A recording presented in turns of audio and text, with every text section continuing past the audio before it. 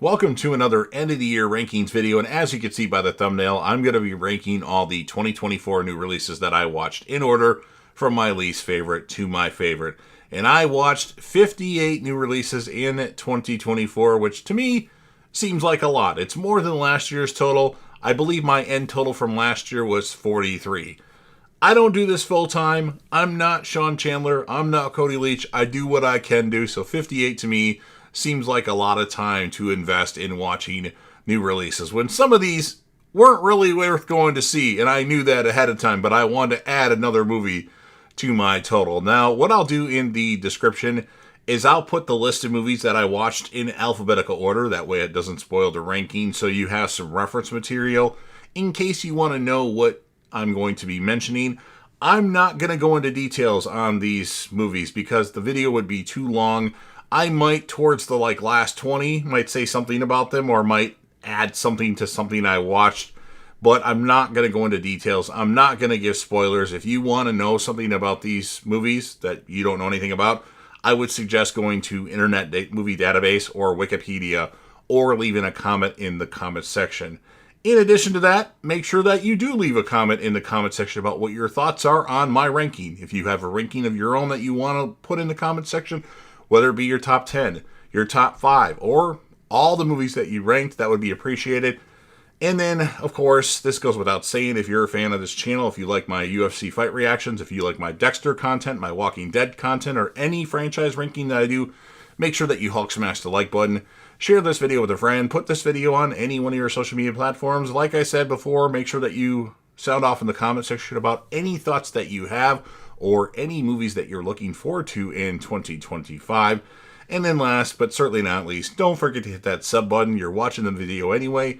Subscribe to the channel, join the team, show your damn support, and be a part of something special. And you never know what you're going to see on JDev TV. And again, I'm not going to go into many details, if any at all.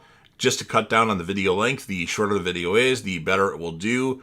And if you want more information, I would suggest leaving a comment in the comment section, and I will answer your question in detail.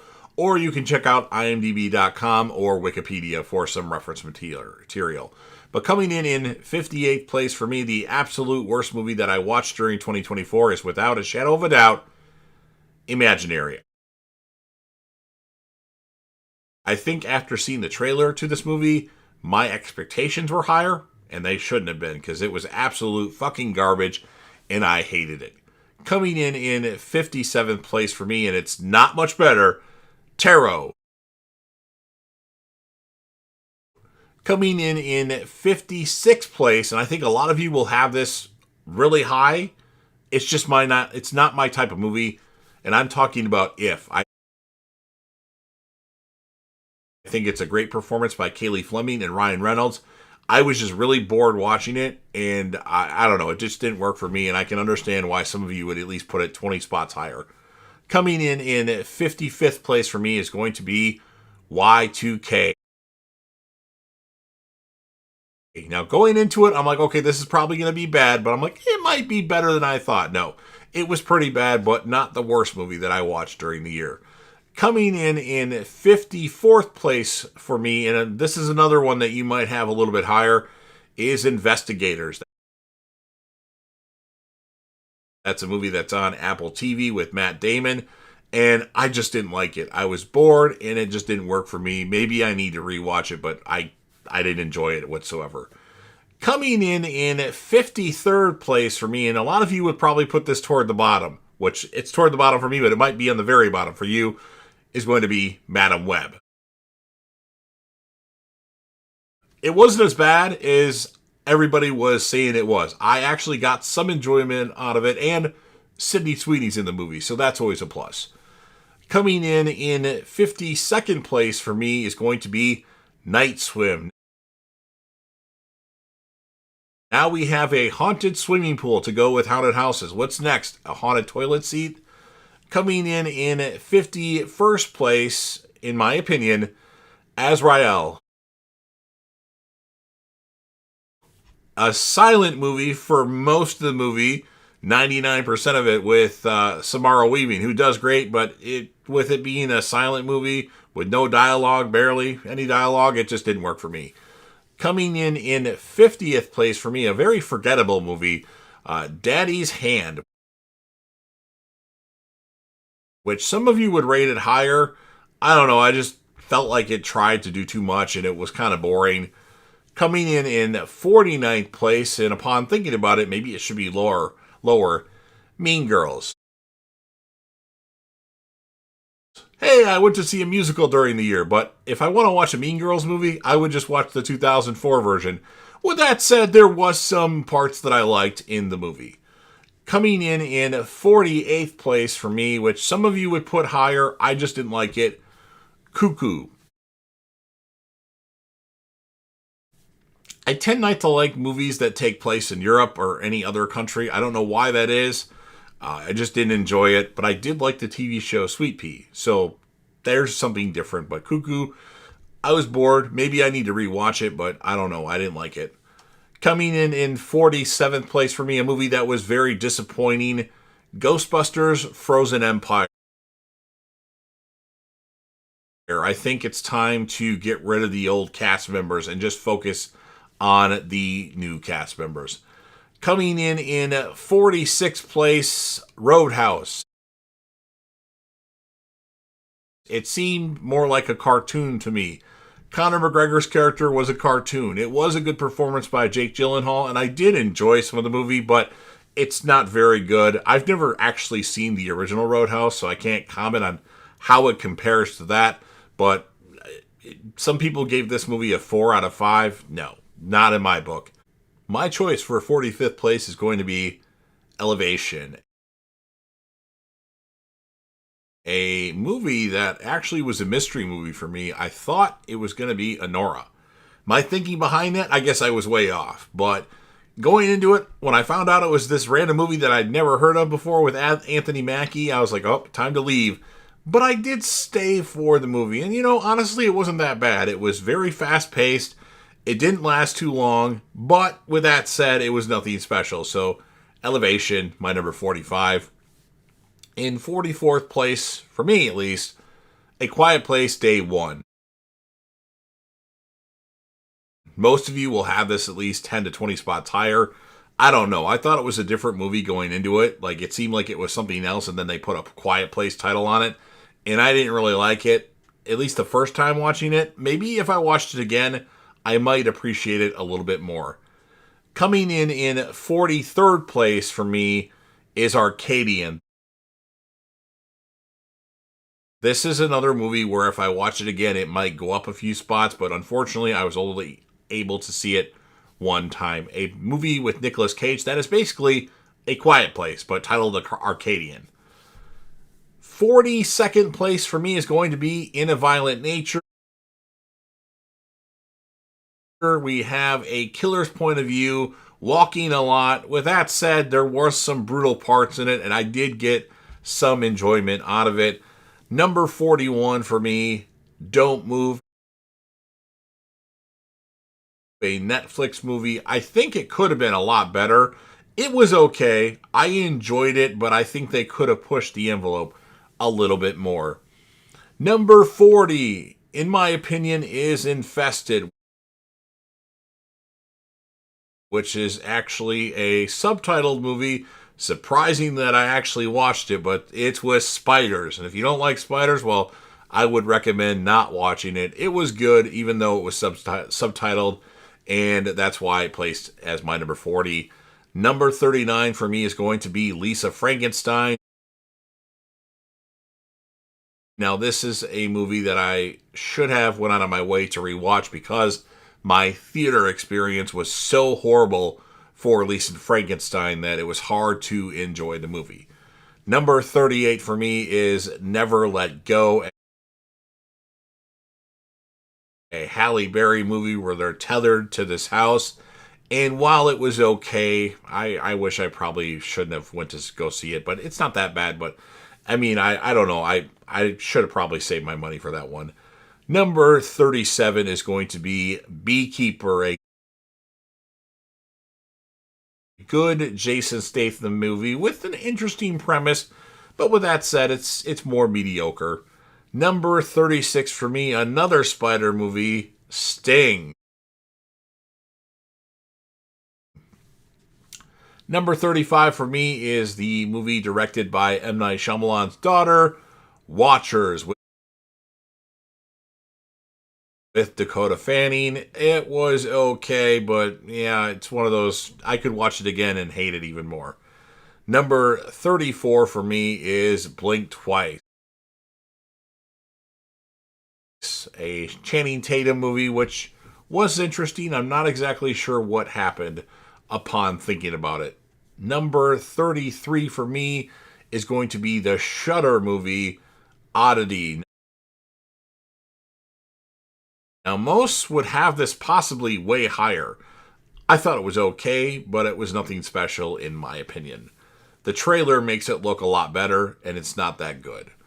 Number 32 for me is going to be the really expensive movie that didn't do a lot of money and already went to Amazon Prime for free, and that would be the Santa Claus movie Red One, with The Rock, Chris Evans, and J.K. Simmons. I did get some enjoyment out of it. I must admit the first 20 to 30 minutes approximately was kind of boring. But Red One is my number 32. In 31st place, I'm going with Kingdom of the Planet of the Apes. Some would put this higher. I thought it was very average. Maybe upon a rewatch, I would like it more. I just haven't had the opportunity to rewatch it yet. Number 30 for me, and this one you might get a lot of people, or I should say I might get a lot of people mad at me for my placement of this. I'm going with I.S.S, International Space Station. I think a lot of you would put it a lot lower. I think it's a good psychological horror movie. With that said, I've only watched it one time thus far in the theater at the beginning of the year. And I did buy it, and maybe it would be worse upon a second viewing, but I got some enjoyment out of it. Number 29 for me is going to be Smile 2. I like the first Smile a lot better. This goes in lots of different directions, and at points you're like, wait, at the end you're like, wait, so some of this didn't really happen. I guess that's a little bit of a spoiler. So that pissed me off, so that's why it's ranked so low. I know some of you would put it, 10 spots higher. Number 28 for me is going to be the Megan movie with more adultish themes, and that would be Subservience with Megan Fox. I actually enjoyed it. I didn't have high expectations going into it, so after finishing it, I was like, okay, that was average at best. And drool out my water here. Number 27, in my opinion, is going to be Salem's Lot. While some of it looked cheesy, I thought it was good, and they do push the envelope a little bit. I've never seen the original or any of the other Salem's Lot versions, so I think very average, but certainly in the middle on my ranking.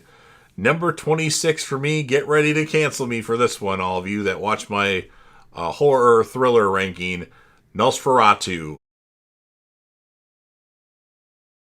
I thought it was good. I gave it a 3.5 out of 5, but some people are giving it 5 and 4.5 out of 5, and that's fine. If you're a fan of Robert Eggers and you like the slow burn, that's fine. I just had to give it a lower score based on the fact that I couldn't wait for the movie to be over.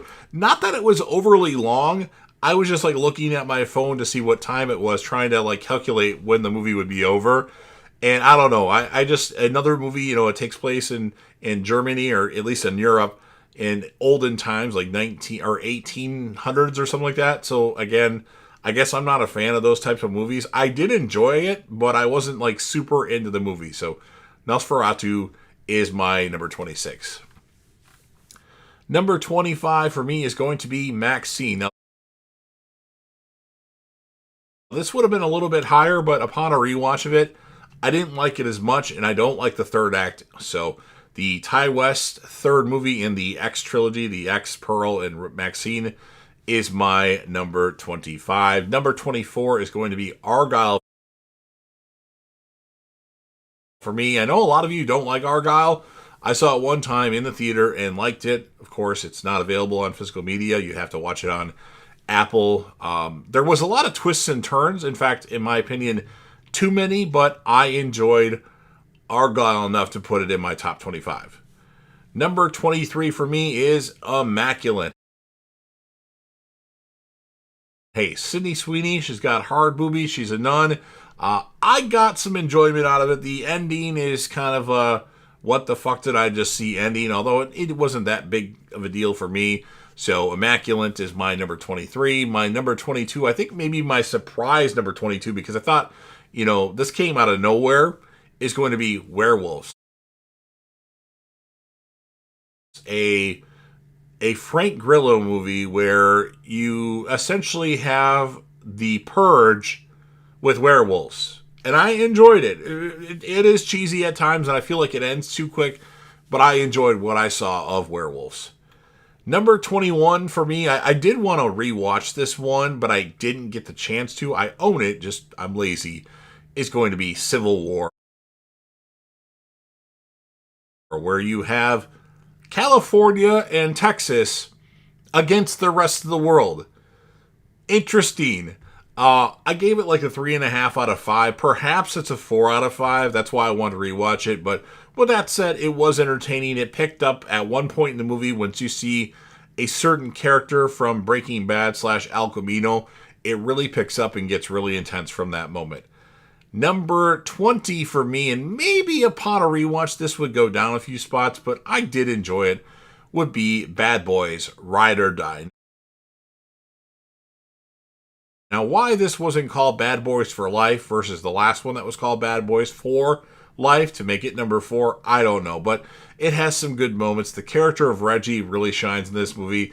With that said, they're starting to get cheesy to a degree.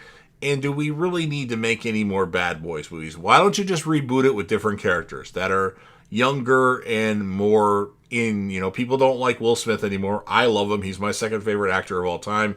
But maybe it's time to remake Bad Boys with different characters or different actors. Just a thought. Number 19 for me, a bit of a surprise, Challengers. Went to go see this because I was told that my power would be out all day. So I'm like, well, I need to go see a movie or do something because I don't want to sit in my house without any power. I can't record videos. Well, I could with my phone, but I've never done that before. Or I could record with my video camera, assuming it had enough battery. So, Zendaya, two guys, which I don't remember their names, and basically these two guys are obsessed with Zendaya, but they also like each other. So it's a very interesting concept, and after the movie was over with, I thought about it more than I usually do about movies. Like, wow, that was an interesting movie that I don't remember seeing anything like that before. And I haven't rewatched it yet, and I don't know if I really will. I did buy it, but it was interesting, and that's why I put it number 19. Number 18 for me is going to be Twisters. The Glenn Powell Twister sequel. That was good, although upon a rewatch, it's possible that I might not like it. I did try to rewatch it, but I fell asleep, not to the movie's fault, but due to the fact that it was later, and I probably should have put it on a lot earlier, but so far, I'm going to just leave it at number 18. Number 17, I'm going to go with the Tubi movie, and I'm talking about Lowlifes. It's a very interesting movie where you have, I'm not going to go into many details, but you have a family that has an RV, and then they meet these two guys at this site, and then they talk to them for a while. The two guys are creepy, so they leave eventually, and then the family starts to travel again, and then they find these two guys on the side of the road with some vehicle issues, and they decide to take one of them to get some assistance, and that's all I'm going to say, but it was pretty freaking awesome. So Lowlifes, my number 17. Number 16 for me is going to be, was it the Netflix or was it the Prime exclusive? Another Glenn Powell movie, Hitman. Number 16 for me is going to be, was it the Netflix or was it the Prime exclusive? Another Glenn Powell movie, Hitman. A pretty interesting movie, and I think Glenn Powell is like the man in Hollywood right now. He's the next big thing, in my opinion, after all the hits that he's had. So Hitman at my number 16. Number 15 for me, a movie that absolutely flopped at the box office, but I liked it. The Fall Guy. You have Ryan Gosling, you have Emily Blunt, and it's a movie about stuntmen. And I enjoyed it. Maybe upon a rewatch, I wouldn't like it as much, but I did buy it, of course. So that's why the Fall Guy is my number 15. Number 14 for me. Don't cancel me because I know a lot of you hold this movie in very high regard. Dune Part 2. I'm not the biggest fan of Dune. I just watched the first one this year. I didn't know a lot of history behind it or anything. I never read any of the books or anything like that. And I think Dune Part 2 was good. But to me, it's very good-ish, not like amazing. Now, some of you might think it's the best movie of the year, and I know a lot of you have said that Dune Part 2 is the best movie of the year. I feel like it's a little long at points, and maybe it's a movie that I need to rewatch with the first one, but unfortunately I never got a chance to rewatch it. So I'm going to leave Dune Part 2 as my number 14. My number 13 is actually one that fell a few spots. I liked it a lot more the first time I saw it, but it was still entertaining. And I'm talking about the M. Night Shyamalan movie Trap. A great performance by Josh Hartnett, but I don't know, like it's really good, but like it's really good the first time, and it's still good the second time, but not as good. Number 12 for me, now it's time for the Nicolas Cage serial killer movie, and that is Longlegs. A crime drama movie with a great performance and creepy performance by Nicolas Cage. Number 11 for me, a surprise hit that came out of absolutely nowhere, in my opinion, and I'm talking about the Netflix movie Carry On, where you have Jason Bateman as like some sort of terrorist calling this TSA agent at the airport, telling him to let this package on a plane. And it's really like suspenseful, and I was really into it. Now, upon a rewatch, maybe I wouldn't think the same about it, but I really enjoyed a movie that I'd never heard of until like a day before I watched it. Number 10 for me is going to be Abigail, the ballerina vampire movie that has Melissa Barrera, who I absolutely love and adore. You have Kevin Durand, you have Giancarlo Esposito from Breaking Bad, and it was really good. I know some of you think it's the best movie of the year. I'm not quite ready to give it that title. It was good, but there's other movies that I liked a lot better. So that's my opinion on Abigail. Number 9 is going to be Strange Darling. You have Willa Fitzgerald and you have Kyle Gallner.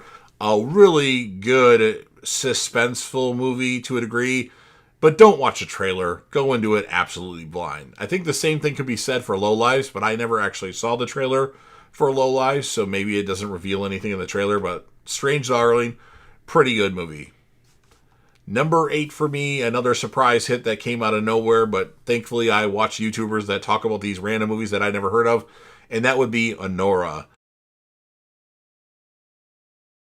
Mikey Madison plays a stripper / prostitute, and it's absolutely awesome. Now, I think it does get a little bit too long towards the middle of the movie. So you have the beginning that's really good, you have the middle that's a little like kind of, slowish, and then you have the end. But I really enjoyed it, and I do think Mikey Madison should win some kind of Oscar for her performance in that particular film. Number 7 for me, another, I believe, streaming exclusive. Was it Netflix or Amazon Prime? I think it was Amazon Prime. The Idea of You. This is an Anne Hathaway movie where she falls for a real younger singer, and I just really enjoyed it. I think I gave it a 4 out of 5, and I think I would still give it a 4 out of 5, although I have yet to rewatch it. I want to buy it, but I probably can't buy it unless I get like some foreign version of it. But The Idea of You, I thought it was really good, and that's why it's my number 7. Number 6 for me is a movie that I saw the trailer so many times that I had no interest in seeing it whatsoever, and I wouldn't have saw it anyway. But then I heard good things about it, and I'm like, okay, fine. There's one day I saw 2 movies. This was one of them, and I'm talking about Speak No Evil. A great performance by James McAvoy, a good thriller, and definitely one that I got my hands on and bought. Number 5 for me is actually the movie that I saw the same day as See No Evil, or Speak No Evil, and that would be Heretic. A Hugh Grant thriller, horror thriller, that he challenges these two Mormons about religion and like the choices they make, and it's pretty freaking good actually. So The Heretic is my number 5. Those are really close. Number 4 for me is going to be Alien Romulus. Now, I have become an Alien fan of the franchise now that I watched all the movies in preparation for Romulus. Romulus was really good, and the whole franchise itself was really good. I even like Alien Resurrection, which a lot of people don't like. I actually really enjoyed that film, but Romulus is really good. It brings back the horror, in my opinion. Number 3 for me, one of my favorite movies of 2024. Awesome movie. My theater experience was so good for this one, and I'm talking about Terrifier 3. Terrifier 2, in my opinion, was good. Lauren Levera is great, but the movie is too freaking long. And Terrifier 3, I think, in my opinion, does everything right. Another great, solid performance by Lauren Levera. David Howard Thornton as Art the Clown. He's a horror icon. He was a horror icon after the last one, but now he is definitely a horror icon. And now I feel like the Terrifier franchise after this third one is way more mainstream, where I could see the next movie in the Terrifier franchise doing close to 100 million. That's how much I think it's going to do. So Terrifier 3, an awesome movie, is my number 3. My number 2 is the most wild movie that I watched during 2024. Came out of nowhere. Luckily, I heard some people that I hold their opinion in high regard, and sometimes, in my opinion, they're not always right, is going to be The Substance. Awesome freaking movie. Body horror, lots of nudity, and wild and crazy. Now, I think the third act, or the final, 5 minutes of the film movie, it does fall off a little bit in my opinion, but still great. And who knew that Dennis Quaid eating food would be so disturbing? So The Substance, if you haven't seen The Substance, I would recommend watching it. You can actually go on Amazon Prime and watch it with a free trial to Mubi, M-U-B-I. I would highly suggest watching The Substance. It comes out on Blu-ray and 4K in January. And now we've reached my favorite movie of 2025 or 2024. A movie that actually is in my top 100 favorite movies of all time. And I'm going to go with a comic book movie. I know, cancel me. Deadpool and Wolverine. I'm a big fan of the X-Men franchise. I'm not a big comic book guy, but I do like the X-Men movies, and I was happy and thrilled that Hugh Jackman was finally coming back, even though he's older now. And then you have Ryan Reynolds playing a character that he was meant to play in Deadpool, Wade Wilson, and it was just hilarious. It was funny. They pushed the envelope for it being a Disney film. It's a hard R. It's absolutely enjoyable. There's so many funny moments in it. So many winks at the camera moments. It's very meta. It's aware of itself. And then you have some surprise cameos, which I didn't know the main part of the movie where all these random people show up. I only knew of one of them and was rumored one of them. But two of them, I had no idea about. It made me actually stand up and put my arms up in the theater. So Deadpool and Wolverine, I really enjoyed it. It was a lot of fun. I know some of you, for some reason, didn't like it. I loved it. So that's my opinion, and I'm sticking to it, and that's why it's my favorite movie of 2024, and actually was added to my all-time favorite movies of all time. I think it was top 30-ish. I don't remember exactly where my placement is. So there's my list. Hope you enjoyed it. I know we disagreed on some of these. Again, it's my opinion. So make sure that you Hulk smash the like button if you're a fan of the rankings that I do, whether it be franchise rankings or end of the year rankings, or my Dexter content, my Dexter reviews, my Dexter theories or rumors, or what I think is going to happen. Or if you're a fan of my UFC fight reaction videos, when I record my reaction live to watching a UFC fight, make sure that you Hulk smash the like button, share this video with a friend, put this video on any one of your social media platforms. I want to be tagged on Facebook. I want to be tagged on Instagram. I want to be tagged on MySpace. I want to be tagged on X/Twitter. I want to be tagged on TikTok. Well, actually, I don't have a TikTok account. So any of those platforms, YouTube, make sure that you tag me on that. I'll put my Instagram as well as my Letterboxd link in the description. Make sure you comment with your thoughts on this particular ranking, any ranking that you have of your own, any upcoming movies that you really want to see in 2025. And then last but certainly not least, don't forget to hit that sub button. You're watching the video anyway. Subscribe to the channel, join the team, show your damn support, and be a part of something special. And you never know what you're going to see on JDev TV.